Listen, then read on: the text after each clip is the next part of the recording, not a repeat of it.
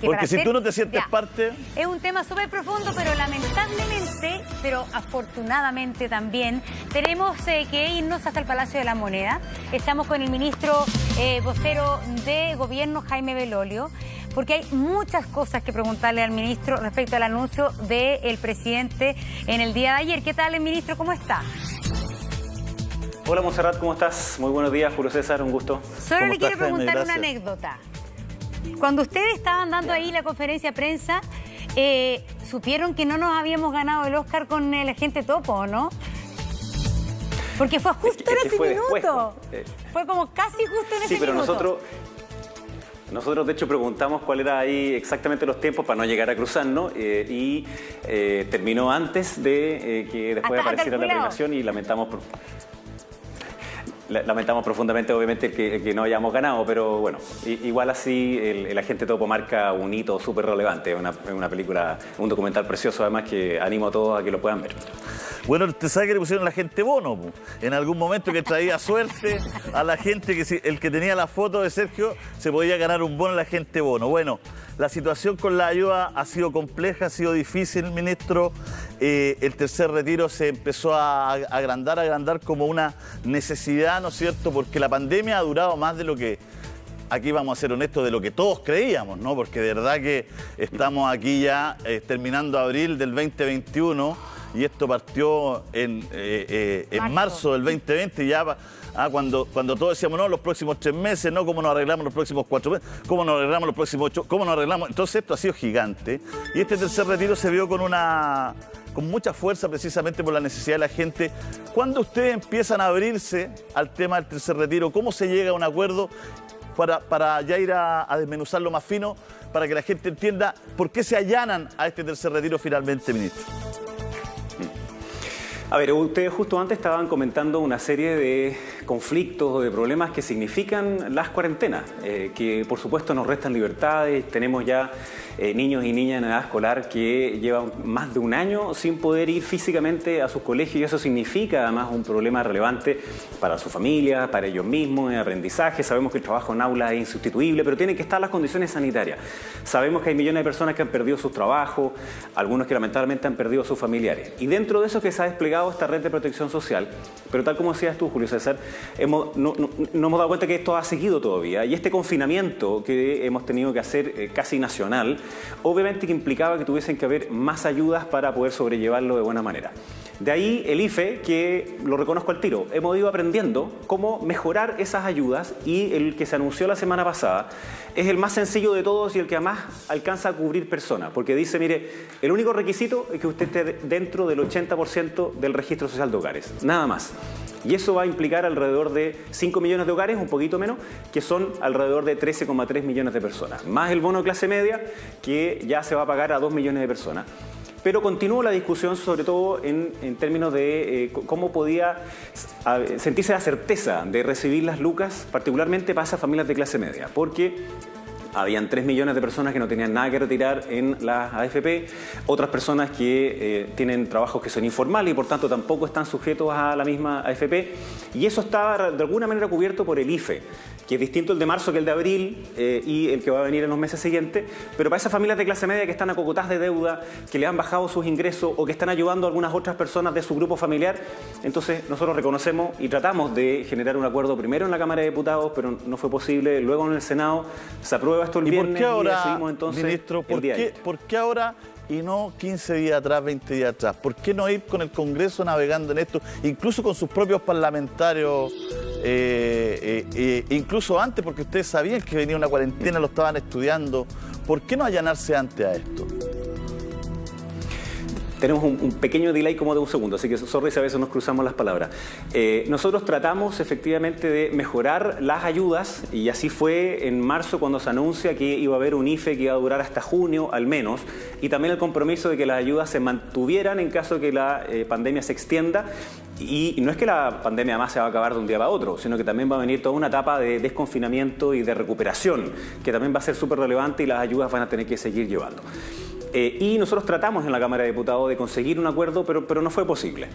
Y entonces tratamos también algo en el Senado, pero tampoco nos fue bien. O sea, Tratamos en eso, Julio César, pero se aprobó el viernes y por eso es que ayer domingo presentamos esta alternativa y esperamos que, como es mucho mejor la propuesta, porque primero le entrega a las 3 millones de personas que tenían cero sus cuentas, le va a depositar 200.000 a cada uno de ellos en sus cuentas y ellos pueden decidir retirarlo o dejarlo ahí. Segunda cosa, todos han dicho, inclusive los más fervientes apoyadores de un retiro, dicen que esto es un problema como política pública porque te deja al final de tu vida sin ahorros para las pensiones. Y aquí hay un mecanismo también para que se puedan volver a recuperar esos ahorros para las pensiones que sabemos que son muy bajas, necesitamos mejorarlas. Y por último también se hace cargo de las rentas vitalicias. Todo esto en el marco además de un proyecto que es totalmente legal y que no va a estar en conflicto con el tribunal. Sí, pero el tema es que finalmente acá, ministro, hay que decirle a la gente que este proyecto tiene pocas posibilidades de salir, dada la situación de la oposición. Finalmente ustedes quizás pueden llegar y se van a allanar con su sector que se alineó con el tercer retiro. Bueno, quizás ahora Chile Vamos se alinea con ustedes, pero aquí se van a requerir los votos de la oposición y el problema es que este proyecto, además de estar apoyado por su sector mayoritario, que dio la mayoría, más la oposición, este proyecto, si el presidente retira el recurso ante el TC, mañana puede ser realidad y mañana se puede empezar a dar los plazos a la AFP para dar la plata a la gente ahora que estamos en cuarentena. Si el proyecto de usted comienza su camino legislativo, esto puede ser 1 mes y medio, porque la verdad es que esos son los tiempos, porque la oposición, junto con los diputados, están convencidos que si el presidente firma ahora, esto ya no es convencido, pero esto puede implementarse de inmediato. Lo que pasa, Monserrat, es que este proyecto también se puede implementar lo antes posible. Nosotros esperamos que este sea aprobado esta semana, de manera que antes de la primera quincena de mayo nosotros podamos hacer los pagos correspondientes a este retiro. Este es el retiro que es más seguro. Y lo es porque el otro ya había habido un fallo que decía que era inconstitucional, es decir, que no era legal, que se saltaba las reglas el hacerlo a través de un mecanismo transitorio. Los mismos diputados que hicieron indicaciones, es decir, hicieron modificaciones para que estuviera en el cuerpo permanente, argumentaron en ese sentido. Dijeron, oiga, si es a través de un transitorio, es inconstitucional según el fallo del TC. Esa parte se cayó. Ellos saben que ahí está el riesgo. Y nosotros tenemos la obligación de defender la Constitución porque juramos o prometimos hacerlo, igual que los mismos parlamentarios. Por tanto, es este el retiro que sí es seguro, que puede decir a las personas que lo van a tener. Y además, me cuesta pensar de verdad que en la oposición o en la oposición más moderada hayan personas que no quieran entregarle a esas 3 millones de personas que no tenían ni un peso en su AFP, entregarles más fondos y que otros puedan restituir también sus fondos. Me parece que esta es una política que es más justa, más responsable y se hace cargo más problemas. El problema es cuando llega. El problema es que usted, es decir, acá en este programa hace 1 mes y medio, parlamentarios de su sector le rogaban al gobierno, ni siquiera le rogaban que apoyaran ese proyecto, le rogaban al gobierno, a su gobierno, que ustedes se hicieran parte. Que ustedes se hicieran parte como ahora se están haciendo cuando ya la ley está despachada. Tuvo 3 trámites, entonces el mismo oficialismo les pide a usted hágase parte.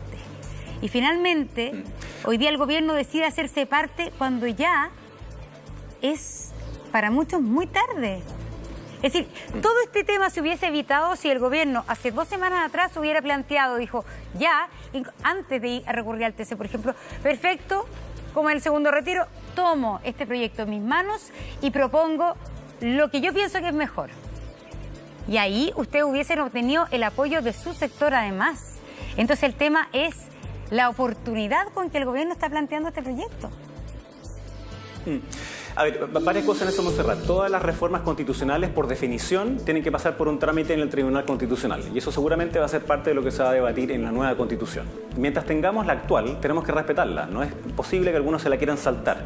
Y en este caso, los mismos promotores de la iniciativa sabían que el riesgo de inconstitucionalidad es altísimo porque ya lo había fallado antes el mismo tribunal. Nosotros sí tratamos de llegar a un acuerdo en distintas materias, con distintas fórmulas, pero no fue posible hacerlo. Entonces yo creo que el clima también de acuerdo, el clima de diálogo, el clima en el cual nos enfrentamos muchas veces, no es el adecuado. necesitamos mejorar esa fórmula. Hoy día particularmente porque sabemos que hay personas que lo están pasando pésimo y ahora ya se comenzaron a pagar los bonos de clase media. A partir del 30 de abril hasta alrededor del 10 de mayo se van a pagar los IFE, que ahora es distinto como fue en el mes de marzo, va a ser más del doble de personas. Al tiro, Julio César. Entonces yo entiendo esa incertidumbre de saber si van a recibirlo o no. Y por tanto no tenemos clarísimo que a partir de mayo va a ser distinta la situación, no solo por la pandemia, sino que también a esas familias les va a llegar las ayudas, y de ahí que también nos comprometimos a hacer este retiro que es más seguro y más justo y se hace cargo del futuro de las pensiones. Ministro, ¿por qué usted habla de falta de diálogo si al parecer lo único que no dialogan son los del gobierno, el gobierno? Porque los demás estaban todos dialogando y todos de acuerdo. De hecho, 122 votos en una Cámara, 31 votos históricos en otra Cámara. Entonces había diálogo ahí, había acuerdo, había por lo menos un consenso. Y los únicos que no dialogaban en ese momento era la gente del gobierno, digamos. Entonces, ¿por qué usted dice no hay diálogo? No lo entiendo ahí.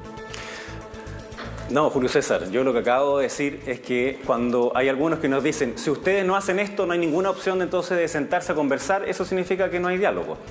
Y era particularmente en esta materia. Y nosotros decidimos entonces proponer un retiro que fuera más seguro, más justo, que incorpora a 3 millones de personas que no tienen nada que poder sacar y que puede ser muy rápido. Basta con que se apruebe esta misma semana. Sí, entonces, sí hay diálogo permanente con la oposición. Quinta semana, entramos en la quinta semana de cuarentena. La oportunidad es un valor único cuando uno gobierna y gestiona. La oportunidad. O sea, así es. No es solamente entregarle, sino cuando se entrega, porque no solamente por la ayuda a las personas, sino por la eficacia de la medida. Porque es distinto, discúlpeme que lo ponga en este caso, ministro, porque es jodido, pero lo quiero poner, es distinto que usted ayude antes de la cuarentena para que la gente haga la cuarentena, que venga a mandar un proyecto a la quinta semana cuando la gente ya no hizo la cuarentena. Pero eso supone una cosa, Julio César, que es que no ha habido ninguna ayuda antes. Y sí han habido ayudas antes. De hecho, cuando uno ve el informe del IFE a abril del 2021, en promedio lo que han recibido las familias durante el año 2020 y hasta lo que se pagó en marzo es alrededor de 1 millón de pesos. Por supuesto que eso es insuficiente, sabemos que no alcanza a cubrir todo lo que significaba para millones de familias. Ya han habido esas ayudas, en marzo se propone este bono de clase media más este IFE, que después fue mejorando, quitando requisitos y haciendo que fuera más sencillo. Eso es parte de los aprendizajes que hemos hecho y por supuesto que asumimos todos nuestros errores, Julio César. En eso obviamente que lo recibimos con humildad, las críticas que muchas veces tú mismo nos haces ahí a través del canal y otros, las recogemos de manera que sea sencillo comunicarle a las personas que vamos a seguir acompañándolas mientras dure la pandemia. De ahí que hemos acelerado también el proceso de vacunación, hemos tenido un poquitito de mejores números, pero no podemos bajar la guardia en esta materia. Entonces, la oportunidad es clave, tal como dices tú, y nosotros esperamos que esta propuesta se pueda aprobar esta misma semana, particularmente para esas 3 millones de personas que no tenían absolutamente nada que poder retirar. Una pregunta, ministro, porque el presidente ha dicho que recurrir al TC en este tercer retiro era su deber en cuanto a resguardar finalmente la ley. Pero, ¿cuánto pierde finalmente de credibilidad esta afirmación si hubo un primer retiro en donde no hubo finalmente recurso ante el TC por parte del gobierno? Si efectivamente hubiera una sola línea así de tajante de que el presidente de la República siente que esto es cumplir con el deber, hubiese quizás hecho lo mismo con el primer retiro. Pero finalmente, ¿qué credibilidad queda ante la población cuando no se hizo en el primer retiro? Entonces la gente y todos creemos, bueno, esto ocurrió una vez, es decir, ya se puede hacer. El gobierno estuvo dispuesto a hacerlo. Una diferencia súper grande, Montserrat. Perdona, una diferencia muy grande, porque en el primer retiro lo que decían los propios constitucionalistas nuestros y otros expertos es que como efectivamente era por primera vez, era excepcional, era transitorio, era en el marco del estado de excepción, dijeron, mire, ¿sabe qué? Podría justificarse y la duda estaba con respecto al quórum de aprobación que después el tribunal ratifica que tenía que ser de 2/3. Y por ello es que no se recurre al Tribunal Constitucional. Pero cuando ya viene una segunda fórmula que trata de eludir la Constitución, de saltarse las reglas, entonces dijimos, mire, vamos a ir con un proyecto nuestro y al mismo tiempo vamos a ir a tratar de zanjar la discusión de si este es el camino para hacer o no este tipo de reformas. Y el tribunal dice, no, ese no es el camino. Hay una iniciativa exclusiva de parte del Ejecutivo. Y por tanto, en esa misma coherencia, en donde el primero teóricamente era por una única vez, pero lo mismo que nos dijeron que era por una única vez, propusieron el segundo, y lo mismo que nos dijeron que el segundo era por una última vez, propusieron o en el tercero. Entonces nosotros lo que queremos es que efectivamente lleguen esas ayudas en este momento, que estamos viviendo momentos muy, muy difíciles. En Latinoamérica también está muy complejo con respecto al COVID, de llegar ahora a las familias de clase media particularmente, que es donde también hemos visto algo, Julio César, Montserrat, que nuestro sistema social estaba bien armado para las personas más vulnerables, pero mucho menos para las personas de clase media. Y allí es donde nosotros necesitamos esas modificaciones que estamos haciendo, de ir aprendiendo, de ir mejorando las ayudas para llegar a las familias de clase media. Por eso este proyecto creo que llega, me hubiera encantado que fuera una semana antes, ok, pero llega ahora y esperamos que sea lo más rápido posible el acuerdo en el Parlamento para que estos dineros estén antes de la primera quincena de mayo. Claro, lo que pasa que la lógica que hay hasta ahora de esta ayuda con condiciones, como decían nuestros abuelos, ¿no? Ayuda con condiciones no es ayuda, que es una cuestión que cada vez toma más fuerza porque siempre ha habido condiciones para la gente y siempre aquí también hay un toque de dignidad, Jaime, que es muy relevante, ¿no? O sea, hay una pandemia mundial, el presidente ha dicho 50 veces que es lo más duro que nos ha tocado en los últimos 100 años, ¿ah? Pero él siempre está encontrando la luz, que viene la luz del túnel ya, pero sabemos, por lo que está pasando en otros países, que el túnel es larguito. Entonces, también la gente necesita, no sé si usted está de acuerdo conmigo, creer, tener confianza, ¿no es cierto? Tener ciertas certezas, porque cuando hay incerteza hay miedo. Y cuando hay miedo, ¿no es cierto?, se puede generar violencia, se puede generar de todo. Entonces, las ayudas universales son relevantes hoy día, para esas certezas, ¿no? Ayuda, sabemos que el Estado no es una bolsa rota, ¿no? Y que tiene tope, pero ingeniárselas para que poder dar certeza, porque esto por lo menos uno lo ve venir, 2021 va a ser. O sea, no tenemos ni una posibilidad de en junio o julio estar listos. Seguramente vamos a estar con la MONSE separado igual, seguramente va a venir una tercera ola, como está viviendo en Europa. Entonces va a venir un cuarto retiro. Entonces no será el momento de ponernos de acuerdo, de hablar ya, de buscar, endeudarse y buscar. O sea, de hacer las cosas bien de aquí a diciembre, por ejemplo, decir, oye, vamos a tener aquí algo de verdad universal y usted no va a tener que haber perdido el empleo o estar medio cojo o tener este problema o no. O sea, de verdad llegar certezas para algo que en la práctica vemos en el mundo que se viene larguito. Dos cosas sobre eso, Julio César. A ver, por supuesto que cuando hay incertidumbre se genera ese temor. Y nosotros, desde antes de octubre del 2019, veíamos que hay una inmensa mayor parte de la clase media que vivía con esa incertidumbre, de acogotados por las deudas, de que la educación no estaba haciendo los mismos frutos que ellos esperaban. No que vivía, que vive. Se enfermaban o no. Déjeme hacerle la precisión. No que vivía, que vive en esa misma incertidumbre. Déjame terminar, porque lo que quería decir es que antes existía esa incertidumbre y esa incertidumbre solamente se ha profundizado y se ha agudizado producto de la pandemia. Y por lo mismo es que las ayudas han tenido que llegar primero a las personas más vulnerables, a las que más han resentido la misma pandemia, pero tú tienes razón en algo, que hemos ido creciendo en la cobertura, a tal punto que hoy día, entre el IFE más el bono de clase media, se llega más al 80% de la población. ¿Por qué es relevante? Cuando uno dice universalidad, hay que tener cuidado con una cosa. Porque nosotros preferimos darle el doble de recursos a las familias que viven en La Pintana, en Cerro Navia, en Renca, o que son vecinos míos ahí en Buin, que a las comunas de mayores ingresos. Entonces, ahí hay un punto que es central, que es la focalización. No es lo mismo como era antes, ¿cierto? Que era como el 40% de la población. No, de ahí que yo partí reconociendo de que el Estado tiene este problema en que antes podía reconocer, al tiro Julio César, antes podía reconocer a la pobreza en el 40, 50%, pero ahora tenemos que extenderlo hacia la clase media, y de ahí que estas ayudas de ahora, las de abril, mayo, junio, van también para las familias de clase media. Ministro, y estamos haciendo todo el trabajo que podemos a nuestro alcance. Disculpe, es que mire, lo que pasa es que lo que yo quiero hacerle entender es que dentro de la vulnerabilidad igual pusieron condiciones, y dentro de la gente más vulnerable igual hubo competencia, y la gente tuvo que empezar a dejar hijos afuera, y tuvo que empezar a mentir con la casa, y tuvo que empezar a ponerle la ficha mentira para no crecer en el rango. Entonces, no es solamente que estaban los más vulnerables, la clase media, no, es que dentro de la vulnerabilidad hasta ahora, que eso se ha solucionado en estos últimos meses, siempre la gente fue compitiendo hasta por el IFE.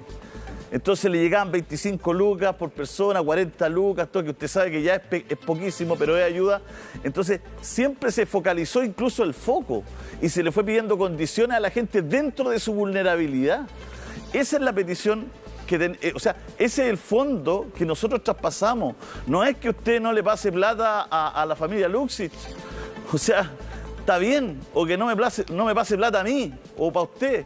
Pero la competencia la hicieron, la focalización la hicieron dentro de las personas más necesitadas. Y eso genera mucho descontento, desconsuelo, pena, rabia. O sea, mi vecino no es mi vecino, es mi competidor para recibir un bono. Y esa cuestión no puede pasar. Sorry que se lo diga así. Eso no puede seguir pasando. Oye, una cosa sobre eso, Julio César, y por favor también para que nos entiendan los televidentes que tenemos un pequeño delay, entonces por eso nos cruzamos las palabras, pero no es que no podamos dialogar. Las ayudas fueron llegando cada vez a más cantidad de personas y por supuesto que esto ha sido un aprendizaje. Y ha sido un aprendizaje en cómo con los instrumentos que tenemos poder llegar a las personas que más lo necesitaban y tal como dices tú, sí, a veces quedaban grupos afuera que no debieron haber quedado afuera. Y por eso es que fuimos mejorando el IFE de manera de llegar hasta esta cobertura de un 80% sin ningún otro requisito, que hacía que algunas personas injustamente quedaran afuera. Y eso lo fuimos mejorando. Entonces, no hay competencia, porque cualquiera que calificaba, entonces lo tenía. No es que había un cupo máximo para quienes sí, quienes no.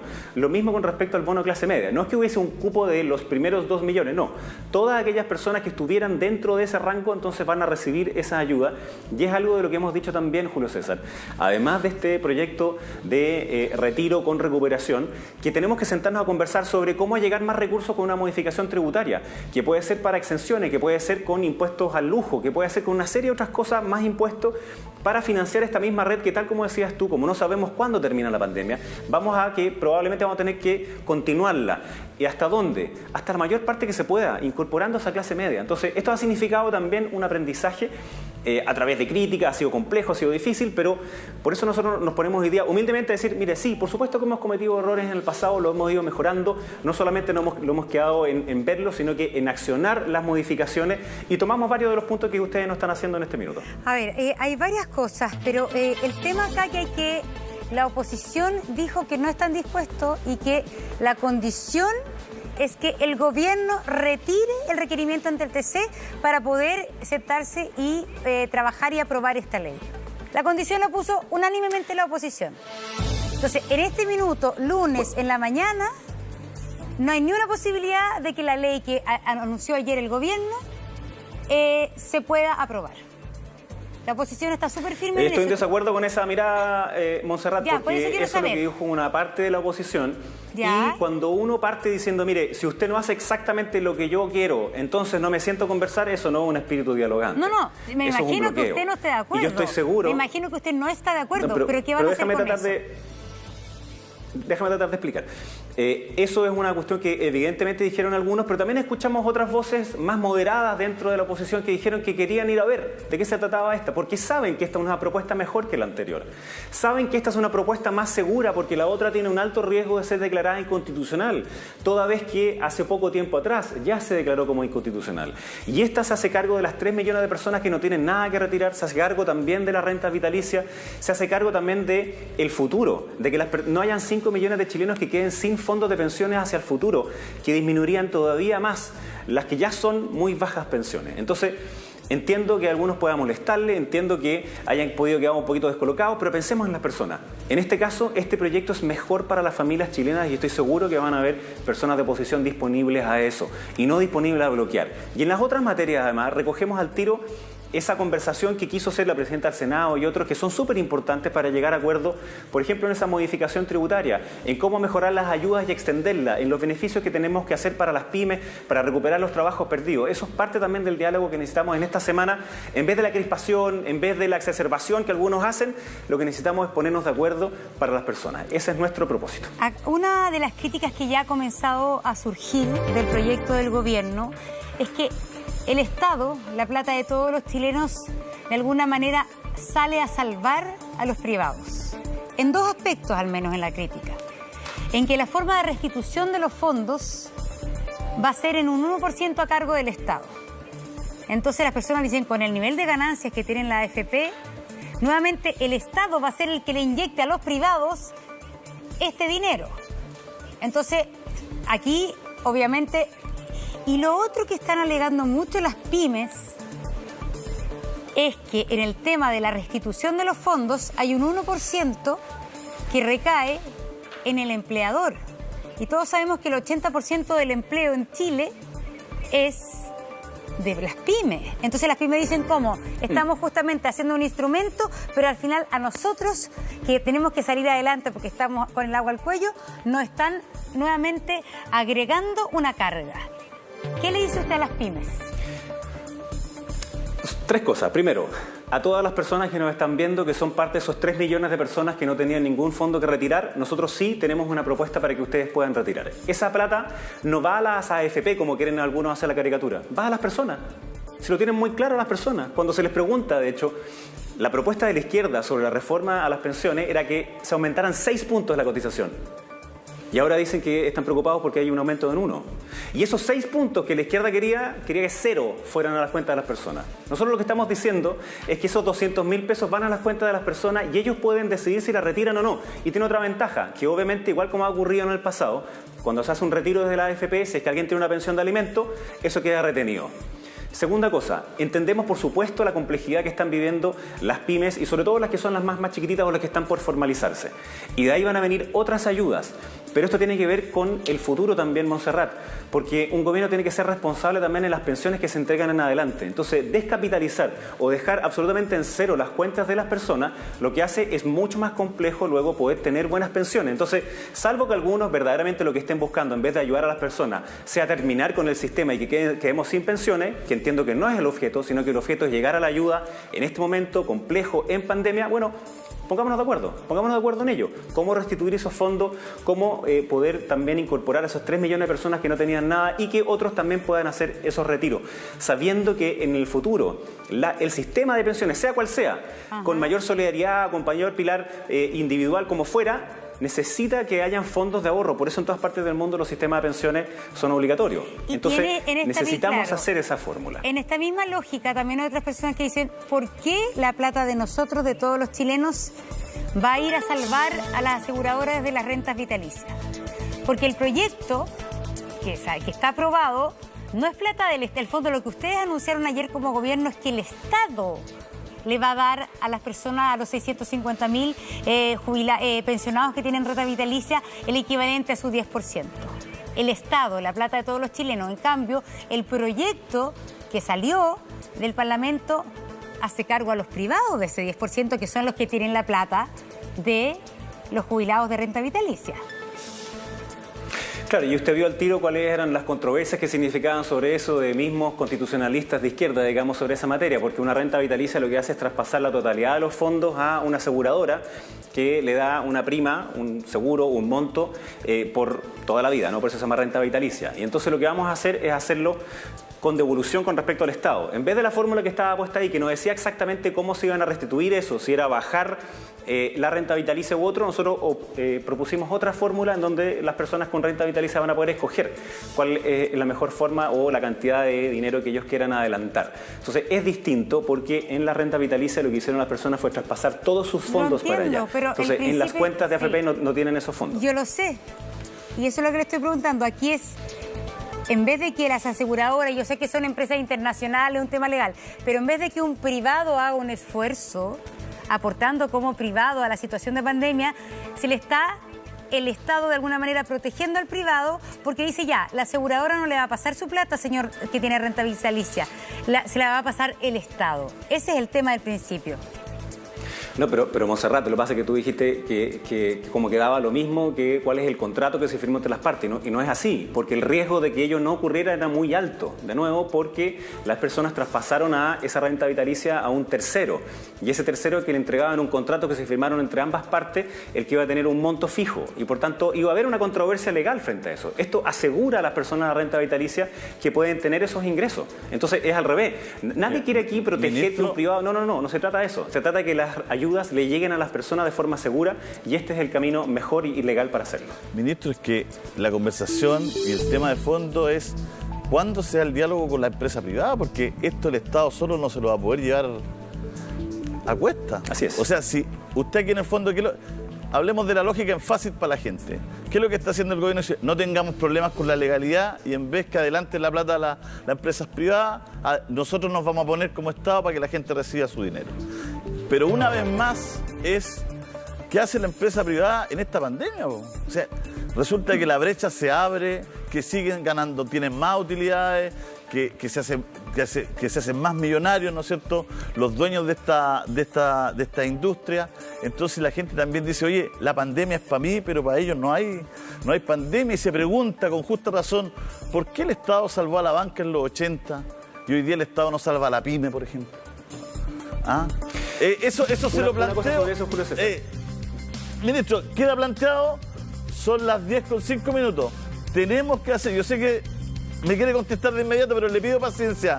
Además, la diferencia entre los dos proyectos la vamos a desmenuzar. ¿Y cuándo la gente podría tener ya la platita en su cuenta, en su poder?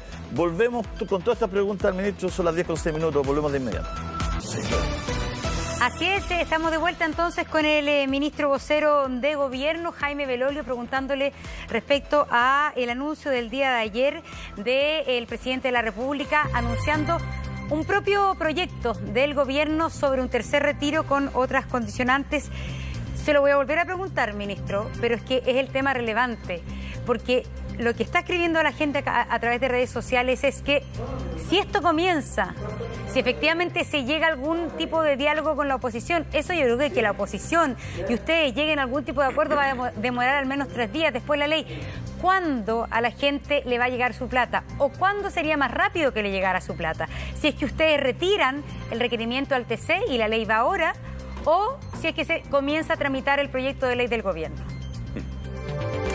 A ver, Monserrat, y hay parte de lo que decía Julio César antes.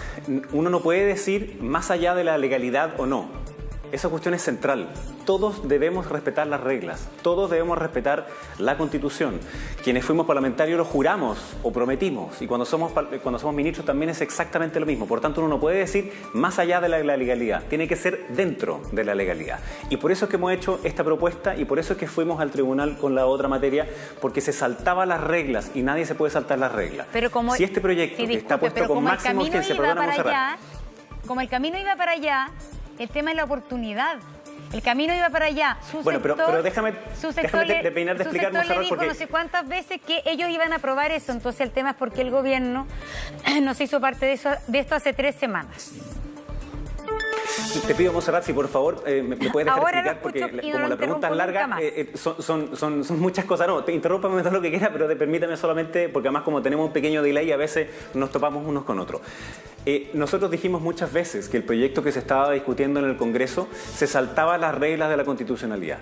Tanto así que lo reconocieron algunos de sus propios autores, que trataron de cambiar la fórmula para ponerlo en el cuerpo permanente de la Constitución y no en el transitorio, porque ellos decían, si va en el transitorio tiene un riesgo de ser declarado inconstitucional, es decir, no legal, porque se saltan las reglas tal como ya dijo el tribunal en el pasado.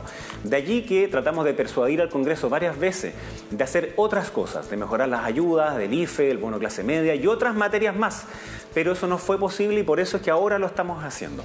Pero hay varias diferencias entre ese proyecto y este actual, que es esencial. Primero, a las 3 millones de personas que no tienen ni un fondo que sacar, aquí sí van a tener esos fondos que sacar, está en sus cuentas y ellos deciden si quieren retirarlo o no. Y además, como decía antes, se hace cargo de que si alguna persona tiene una deuda por pensión de alimentos, también va a ser con cargo a esas mismas lucas. Segunda cosa, también se hace cargo de la legalidad, que es una cuestión central en un país donde todos tenemos que respetar las reglas. Tercero, también se hace cargo de las rentas vitalicias y por último, se hace cargo también de las pensiones futuras. Entonces, me parece que la política no puede caer en la lógica solo del presente y no pensar qué es lo que va a pasar en el futuro. Aquí estamos haciendo ambas cosas, pensando en la necesidad urgente de hoy, así como también en las necesidades del mañana. Por eso es una política más justa y también que se hace cargo del futuro y por tanto más responsable. Ministro, yo le quiero hacer una precisión cuando dije más allá de la legalidad, es para no conversar de eso. Más allá de la legalidad, la lógica de ir que el Estado pusiera las lucas y no la empresa privada en cuestión, digamos, de esta industria de la aseguradora. Pero no era saltarse, sino que más allá de eso, de conversar de eso, explicar la lógica. Además, yo creo que la gran discusión de fondo es si la legalidad hoy día es lo legítimo, ¿no? Y como por algo la Constitución tiene fecha de vencimiento, hasta que tanto están cuidando ustedes, ¿no es cierto? El 80% de los chilenos dijo que la quería cambiar y no con ustedes, con la política, con los políticos me refiero, ¿no? O con los parlamentarios en este caso, que era lo que se preguntó, ¿no es cierto? Se pregunta poco, pero eso fue lo que se contestó, ¿no? El 80% de los chilenos dijo que queremos cambiar la Constitución y más encima que la escriban otras personas. Pero dejando eso de lado, porque son datos, ¿no es cierto? Lo importante es cómo la gente... ¿Me dejas hacer un comentario sobre eso? Sí, por favor.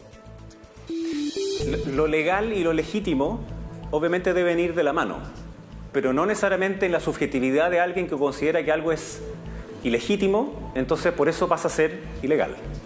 Es decir, hay una serie de normas que son legales que deben cumplirse. Por supuesto que la legitimidad es clave. ¿Y usted cree que el abuso no ha estado legalizado? legalizado? Perdón, ministro, ¿usted no cree que el descontento de la gente es porque el abuso en Chile estuvo legalizado por tiempo?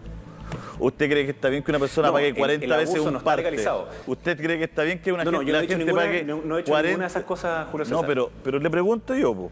No le saque el poto a la pregunta. Entonces déjame contestarla. Bueno, pero... Porque así como tú antes me dijiste que más allá de la legalidad no significaba saltarse las reglas, no pongas tampoco palabras en mi boca, cosas que yo no he dicho. En los abusos han sido totalmente inaceptables y por eso, por ejemplo, a mí me tocó cuando era parlamentario que se penalizara con cárcel la colusión. Pero porque hemos tenido legales, demasiadas de esas en donde... ¿Cómo? Pero la mayoría, mi punto es que en Chile todos los abusos estaban legalizados. Cuando la gente iba a reclamar, decía no. Por ejemplo, demos casos cotidianos. Cuando la gente decía, ¿y cómo voy a pagar un parte 40 veces? ¿Quién le decía a la autoridad que esto es legal? Por ejemplo, mi punto es legal, pero es legítimo después poder conversar estas cosas, porque la gracia de la política y nuestros representantes es identificar si hay abuso, si hay problemas, para legislar en virtud de los ciudadanos, ¿no? Así es. Exactamente, de eso se trata. Y por eso es que uno tiene que seguir las reglas y no puede saltarse las reglas, porque para legislar en favor de los ciudadanos tiene que ver cada una de esas injusticias, como tú acabas de mencionar una, que es súper importante. Y vamos a tener una nueva constitución. Y esa tiene que hacerse a través del acuerdo, no a través de la polarización que algunos amenazan con rodear, que no quieren que haya diálogo. No, nosotros tenemos que custodiar ese proceso, a nosotros nos toca. Y en ese proceso de nueva constitución son las personas quienes van a escoger quiénes son las que la van a redactar. Bienvenido sea eso. Queremos que hayan acuerdos para que hayan cambios potentes para el Chile del futuro, en donde haya una nueva forma de convivencia, de respeto, de trato, de disminución de esa desigualdad, Julio César. En eso obviamente es un punto que es central. Ese abuso que, como dices tú, estaba medio institucionalizado o normalizado, es inaceptable y por eso se han hecho una serie de iniciativas en esa materia, pero son todavía insuficientes y vamos a tener un nuevo orden constitucional. Entonces, pero por mientras, necesitamos seguir respetando las reglas porque es la forma en la cual convivimos en una democracia. Ese es mi punto. Y este proyecto que nosotros hemos enviado es mejor para las personas que hoy día nos están viendo. Incorpora a aquellos que estaban fuera, lo hace legal y por tanto lo hace seguro, al mismo tiempo se preocupa del futuro de esas mismas pensiones y por tanto nosotros pedimos que ojalá podamos tener un buen acuerdo en la Cámara y en el Senado. ¿Le puedo hacer una pregunta? Tengo una duda muy grande. Al menos de aquí a diciembre, enero, va a estar compleja la cosa, ¿no es cierto? Lo dicen todos los epidemiólogos, todo. ¿Hay un plan de ayuda real para los próximos 9 meses? Porque aquí hablamos, discúlpeme, de bonos de 200 lucas, de 500 lucas, de 100 lucas, que hay un esfuerzo, uno lo entiende, no quiero ser chaquetero, hay un esfuerzo por ayudar a la gente, pero también hay un costo de la vida que es gigantesco en Chile, hay deuda, hay compromiso, entonces mi punto es, ¿hay un plan para hacer un matiz? Porque si yo fuera presidente, yo ya hace rato tendría sentado en la mesa a los actores de la industria económica más importante del país, o sea, en otros países el hipotecario se congeló. En Chile, ¿qué hicimos? El hipotecario le pedimos a la banca que le dimos a la gente un crédito para pagar el crédito que era suspendido. O sea, ¿me entiende la mentalidad o no? O sea, la gente quedó con un crédito para pagar el crédito. En otros lados se suspendió nomás. 18, 12, 10 meses, hay distintas experiencias. Y la industria lo hicieron generosamente, dijeron ya suspendamos, no vamos a regalar nada, vamos a suspender porque es pandemia. Pero acá no se suspende, acá se le da un crédito a la gente para que pague el crédito. Y el crédito es con interés. O sea, es rarísima la lógica. Julio César, el día de ayer salió una tabla que comparaba las distintas ayudas de Chile con otros países del mundo y otros países de la región. Yo creo que es súper interesante que las familias también puedan ver esa misma comparación. Estamos haciendo un esfuerzo que no solamente es un esfuerzo del gobierno, es un esfuerzo del Estado. Y hoy día con este nuevo IFE ampliado, significa que una familia de 4 personas que está dentro del 80% del registro social de hogares va a recibir 400.000 pesos en abril, 400.000 pesos en mayo, 400.000 pesos en junio, es decir, 1.200.000 pesos. Sabemos que no es suficiente. Y entonces, frente a tu pregunta, ¿hay un plan de aquí hasta final de año? Bueno, primero es seguir vacunando, de forma de disminuir los contagios, de disminuir la entrada a las camas críticas, que es una cuestión esencial, y en eso gracias a la ayuda que tenemos de todos quienes trabajan en el ámbito de la salud, de los municipios, de los científicos, de las universidades, vamos en buen pie y vamos a continuar en eso, pero no podemos relajarnos porque tal como dices tú, no es que en junio o en julio signifique ya se acabó la pandemia, no, vamos a tener que seguir cuidándonos durante mucho más tiempo.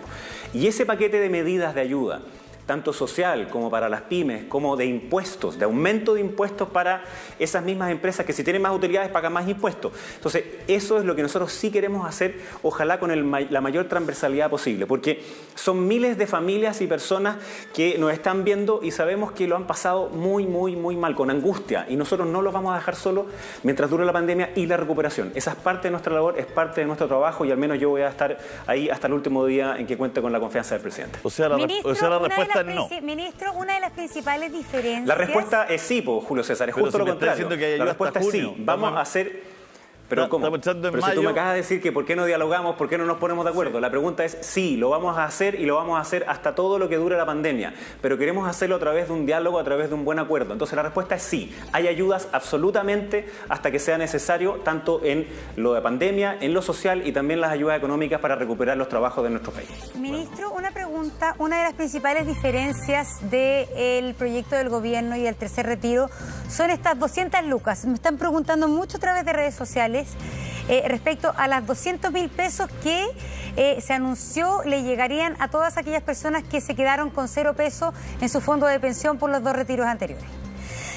Pero hay mucha gente que dice, tengo 50 lucas. ¿Qué va a pasar? Porque ese ha sido el gran problema de los instrumentos y que muchas veces la gente no llega al bono porque está 10 lucas más abajo, 5 pesos más abajo. Las personas que tienen 50.000 pesos, 90.000 pesos en ese rango, ¿le podrán llegar el bono de 200 lucas o no? Bueno, estos 200.000 son adicionales a todas aquellas familias que puedan estar recibiendo el IFE o el bono de clase media, ¿no? Son cosas completamente distintas. Por tanto, si alguien está recibiendo el IFE, e inclusive alguien puede recibir el IFE y el bono de clase media, son algunas familias que efectivamente es así. Nosotros sí queremos que esas ayudas sigan llegando. Y el punto que tú levantas es obvio, es uno que vamos obviamente a conversar dentro del Parlamento. Estamos disponibles a conversar muchas cosas, pero primero, este proyecto versus el otro. Y esa es la clave para todos los chilenos. Este proyecto es seguro porque es legal. Segundo, se hace cargo de esas 3 millones de personas que el otro no toca.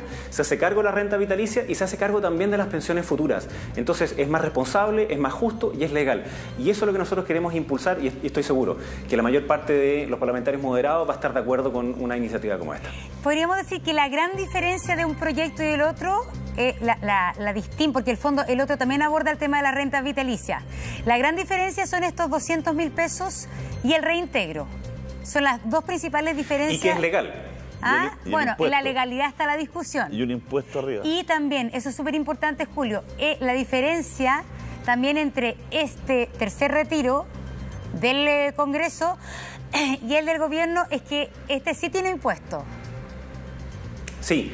Las rentas que están en el 10% de mayores ingresos en nuestro país tendrían que entrar al global complementario. Por tanto, solo el 10% de más altas rentas tendrían un impuesto, todo el otro 90% de las personas estarían exentos de impuestos.